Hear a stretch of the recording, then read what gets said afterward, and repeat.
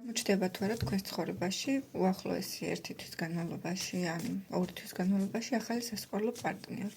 ჯერ ნახავ რამდენად ხართ მზად საერთოდ ახალი ურთიერთობისთვის, თუ გამოჩნდება როგორი შეიძლება მოიზიდოთ და რჩევა რა უნდა გააკეთოთ იმისთვის, რომ უფრო ბალანსირებული ჯანსაღი ურთიერთობა მოიზიდოთ. დავიწყებთ თქვენი ეხლანდელი ენერგიებით, რამდენად ხართ მზად ახალი სასწავლო ურთიერთობის დასაწყებად. თქვენი ეხლანდელი მზაობა როგორია? თუ გამოჩნდება ახალი სასწავლო პარტნიორი თქვენს ცხოვრებაში უახლოესი ორი თვის განმავლობაში, საკუთარ თავზე იფიქრეთ მხოლოდ.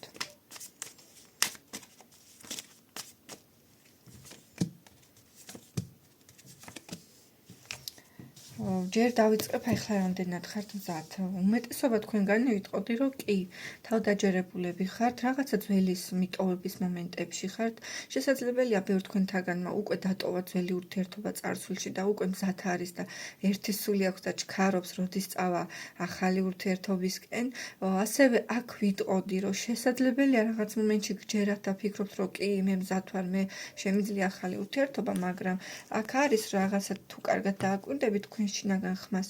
შესაძლებელია რომელიღაცა მაინც ძველისკენ მიგექაჩებოდეთ რაღაცა თქვენში არსებული გარკვეული ემოციები და მაინც სადღაც ძველის ენერგიებში გაბრუნებდეთ. ამას მიაქციეთ ყურადღება, არ გამოგეპაროთ, თვალთახედიდან რომ რაღაცა მომენტში უკან ხევთ თითქოს და ცოტა გვერდზე იყურებით წარსულისკენ.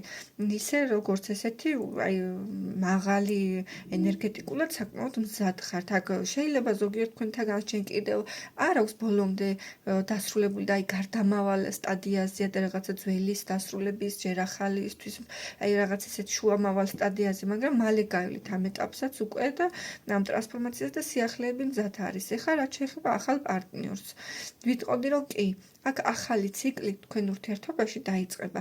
ახალი პარტნიორი შეიძლება სასიყვარულო ენერგიები, აი ესეთი დადებითი და პოზიტიური საკმაოდ ბევრი გიჩანთ.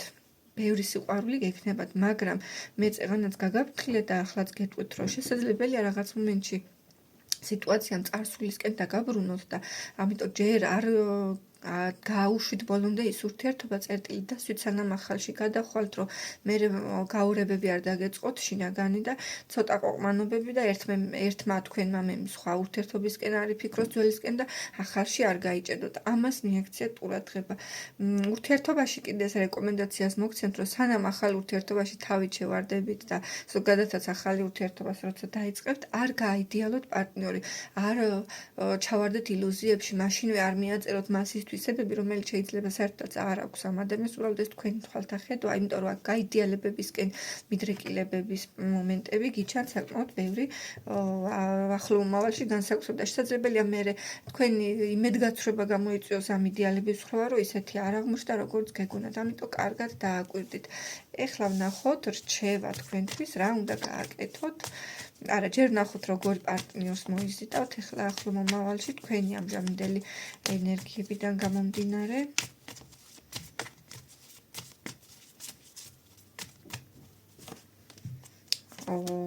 აი ძალიან ფრთხილად უნდა იყოს. თქვენ პარტნიორი, რომელიც შეიძლება ახლო მომავალში მოიზიდოთ, ცოტა შეიძლება ან მანიპულატორული ენერგიების მატარებელი იყოს, რაღაცა ზედმეტად რბილი, ბოლომდე არ გახსნას თავისი განზრახვები, ბოლომდე არ გაჩვენოთ თავისი რეალური და ნამდვილი სახე.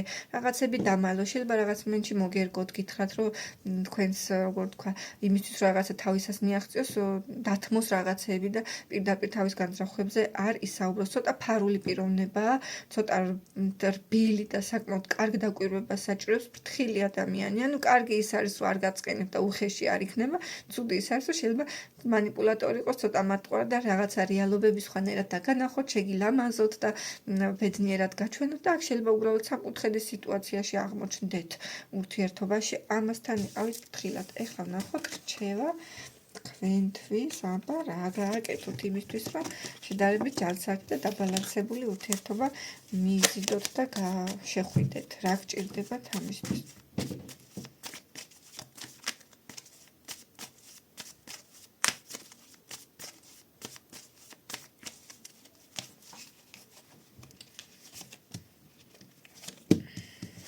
რჩევები ესეთი მექნება. პირველი რჩევა. დაიცავით საკუთარი საზღვრები. საზღვრების დაცვაში იგულისხმება ის, რომ თუ რამე არ მოგწონთ, პირდაპირ თქვით და დისტანციაზე გადით, თუ რამე მოგწონთ, შეაქეთ, კი ბატონო. აქ არ შეიჭრა ზედმეტად ხვის საზღვრებში და პარტნიორის საზღვრებში და არ გააკრიტიკოთ და არ დაიწყოთ, თქვათ, მის დადანაშაულებები, მაგრამ არც მას მისცეთ უფლება, რომ უხეშად მოგეკცათ. საკუთარი საზღვრები უნდა კარგად ისწავლოთ ამის დაცვა. შეიძლება პრობლემურია. არ ჩადოთ იმაზე მეტი ენერგია ურთიერთობაში, ვიდრე პარტნიორი არ გასცემთ. ანუ რაც მეტ რესურსს გასცემთ თქვენ, ეხლა ვინც მიყურებთ, მით მეტად შეიძლება მიეჯაჭოთ მე ამ თქვენ ჩადებულ ენერგიას და ამიტომ საწყის ეტაპზე ბევრს ნუ გასცემთ და ნუ მოითხოვთ პარტნიორისგანაც იგივეს. არ არის საჭირო ძალიან ბევრი ზრუნვა, ძალიან ბევრი სითბო, ძალიან ბევრი ყურადღება, განსაკუთრებით საწყის სტადიაზე. ცოტა სიფრთხილე გამოიჩინეთ, ცოტა მოუჭირეთ მაგ მხრივ ენერგიას. ენერგიის მოჭერა შეიძლება იგულისხმდეს ზრუნვაში, მიწერახში, აი თქვათ იმან თუ რაღაცა ერთი სიტყვა მოგწერათ ან ერთი მესიჯი, თქვენ არ მიწეროთ დიდი ტექსტი, თუნდაც ეს იგულისხმება, რომ ცოტა თავი დაიფასოთ, ცოტა მათ შეანელოთ ენერგიების მოზიდვა. პარტნიორ ისე ურთიერთობისთვის გეტყვით, რომ პრაქტიკულადაც მიუდექით ურთიერთობას, აქ არ არის აუცილებელი ილუზიებში, გრძნობებში გადავარდნა, საკუთარ თავზე შეგიძლიათ იმუშაოთ, თუ თქვათ ეხლა როგორც წეგან გითხარით, რომ რაღაც პატარ-პატარა და სამუშაებელი ფაქტორები არის და კარგი იქნება თუ ამ დროს საკუთარ თავზე მუშაობასაც დაუთმობთ და თქვენს პიროვნულ გაძლიერებას, იმისთვის რომ შემდეგ უფრო შედარებით მყარ, ძლიერ ჩამოყალიბებულ ჯანსაღ ურთიერთობაში შეხვიდეთ თქვენ, ჩემო ძვირფასებო. კომენტარებში არ დაგავიწყდეთ სიყვარულის ენერგიის გაზიარება ერთმანეთისთვის, ჩემთვის, ტაროს სივრცისთვის და დაალაიქეთ ვიდეო. შეგიძლიათ ჩემი გვერდიც გამოიწეროთ. პირად კონსულტაციაზე ჩასაწერად, მომწერეთ Facebook მაყურებელმა პირად შეტყობინებაში, TikTok-მა და YouTube მაყურებელმა WhatsApp-ის ნომერზე, რომელსაც მიუთითებ ვიდეოში.